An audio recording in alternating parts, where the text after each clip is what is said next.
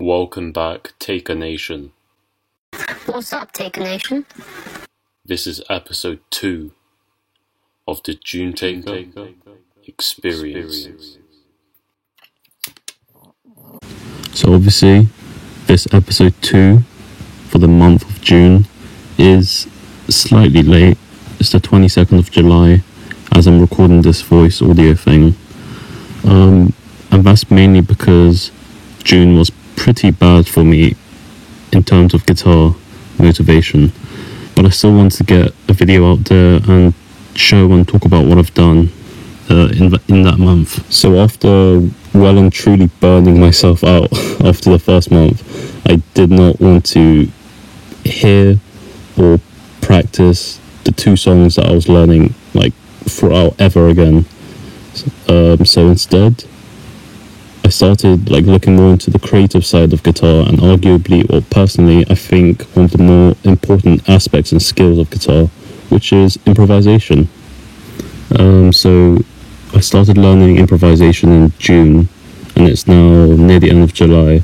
And I noticed instantly that as I improved in improvisation, that my guitar skill improved all around. I'm still not good, I'm still shit, but it's better, and that's always the key word. That is the key word of the June Taker experience. That's why June Taker's tip of the day: add improvisation time into your guitar routine, as well as the basic chords and the song you're learning. I'll get into why it helped me at the end of the video. So without further ado, let's talk about the minor pentatonic. Okay, so you're probably wondering, what is this minor pentatonic? And honestly, I do not know. All I know is that it's a scale. It's widely used in all songs. Stefan said, Stairway to Heaven solo has a heavy minor pentatonic incorporation in it. But I don't know what it is, but that doesn't matter, because I can show you what it is. And once I showed you, I'll tell you how I used it at the very beginning, how I used it to practice. And if you see something that you like a method that you like, yeah, add it into your routine. Alright, so the minor pentatonic is a scale shape, and it's not specific to one place. It's not like, oh, you can only play it here or here on the neck. You can move it up and down the neck once you know the shape, and you know, I think it's called notes or key. Notes. Yeah, you know the note of the first string. I'll explain that in a bit. I'll firstly show you the shape. I know I said I wasn't going to teach anything. I'm obviously not qualified to do anything, but because I think you should know as well. And obviously go look at a proper video, say like Justin Guitars or something like that. Alright, so I'll be showing you guys the minor pentatonic scale, and I'll be doing it in the key of A minor. So once again, same shape, whatever minor key, but it's just up and down the neck. So for A minor, it's 5th fret. Sorry, I can't really speak. Again, and I'll be numbering my fingers, 1, 2, 3, and 4. Sorry, I didn't mean to swear. So first finger, low E string. 4th finger, 8th fret, low E string. First finger again, A string, Eddie 8 dynamite, yeah. A string, 5th fret, first finger. A string, 7th fret, 3rd finger. First finger, D string, 5th fret. 3rd finger, D string, 7th fret. G string, 1st finger, 5th fret. 7th fret, 3rd finger, G string. B string, 5th fret, 1st finger. and it's not gonna be the 7th fret. It's 4th finger, 8th fret, B string, and then 1st finger, E string, high E string, 5th fret, and then once again with the 4th finger, the pinky finger, 8th fret, E string.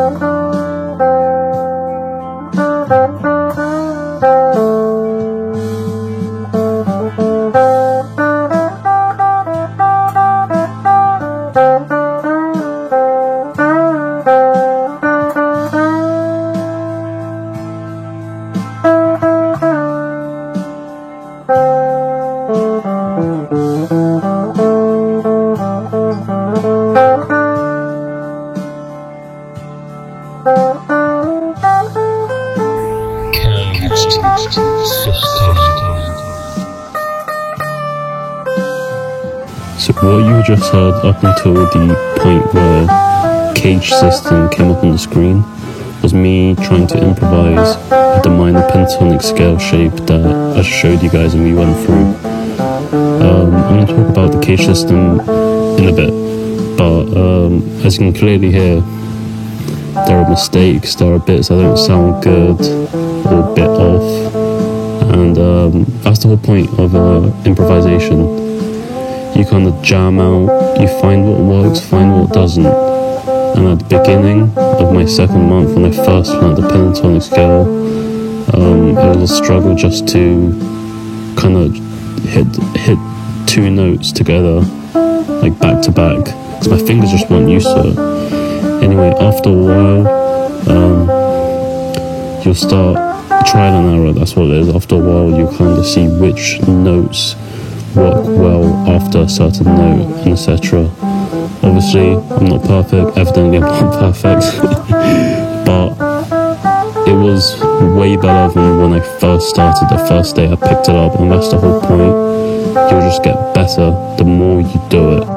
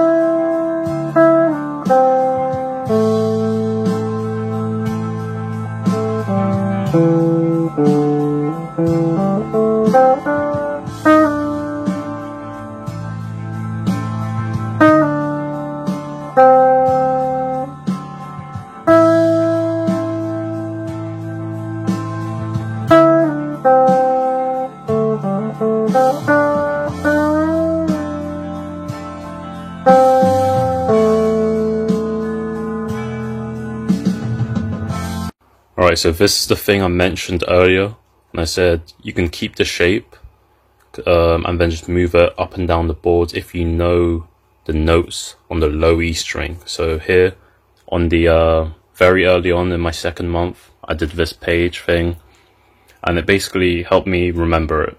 So we got, this is what we did, A, this is what we went for A minor, this is where we put our first finger, right? If you move it a whole step, you get B minor, in the key of B minor, and then half step, key of C minor, and so on. And so if you want to take a screenshot of that, I don't know, you can probably, there's good ones on the Google, and my handwriting's so bad, so yeah, just look up on Google and you'll get this as well. This is the shape, so that's low E string, high E string, and this is the shape I went through. So yeah, June Taker's tip of the day is make one of these posters with all the stuff you want memorized on them and put it where you'll see it. No point making it and not seeing it. And that's all, folks. Yeah, this episode was a bit weird, the layout. All my other episodes I'm gonna make won't be like this. They won't be as talky as this. It'll just actually have snippets from my practice session, which is the whole point of the series, to put out every month.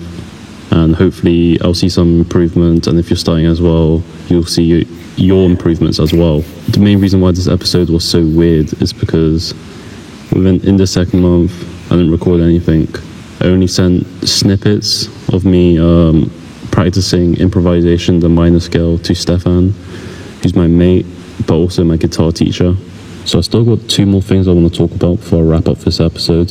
There were the 2 things that I said I'll talk about later in this video. One of them being why you should add improvisation into your guitar routine. You're probably thinking, well, I already got the basic guitar chords I need to practice, and the song I'm trying to learn I gotta practice.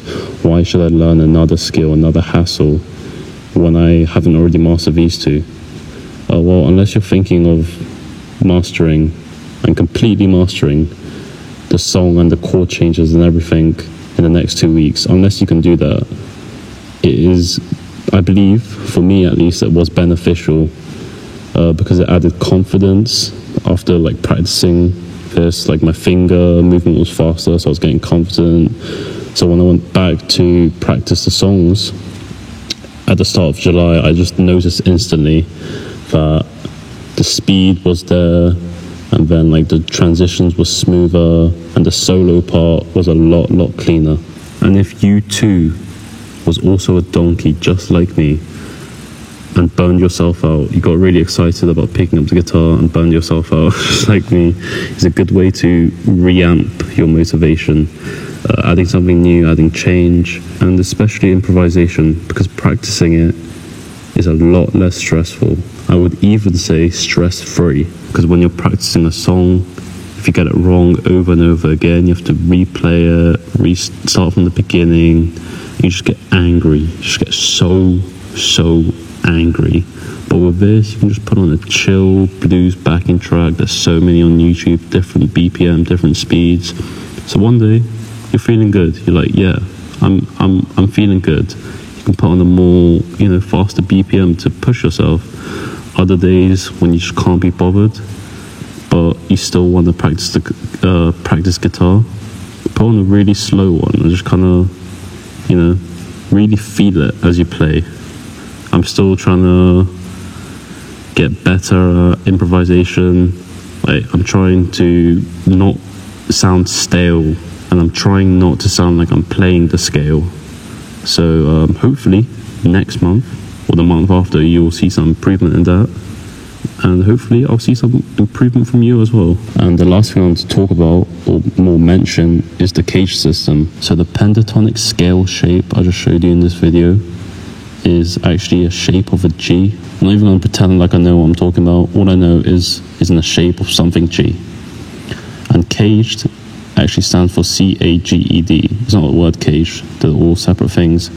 And they're all minor pentatonic scales, but in different shapes. So C, minor pentatonic shape of C, and A, G, E, D, etc. So now you know G, and once you feel comfortable with that, search up and look into the minor pentatonic caged system. I haven't mastered the one I showed in this video, nowhere near, but I still wanted to push myself, and I learnt the A, we already know the G, E, and the D around late July, since it's the 22nd now, and I learned it like 2 days ago. But yeah, that's it. Hopefully you guys picked something up to add to your routine, or at least is reassured that I'm progressing the same rate as you, or you're progressing faster than me, or we're progressing similar rates. I'm pretty dumb. I'm a dumb human, so keep that in mind. If you're angry that I'm progressing slowly, everyone progresses and improves at different rates. You right now may be progressing a lot faster than me, or a lot slower than me, but that doesn't matter, because what's the key word? We're getting better. We are getting better. That's all that matters. Doesn't matter what speed of the progression. Slow speed is still speed, my friend. So that being said, that's the end of episode 2. Yeah, good luck on your guitar practices, guys. I know I'll be practicing hard as well. Try not to burn yourself out. I'll try to do that as well. If you do feel like you're burning out, take a day break. Doesn't matter. Your fingies need to rest as well. So yeah, hopefully next month we'll both see some improvement on both of our parts. So goodbye and take care until the next episode of the Tune Taker Experience.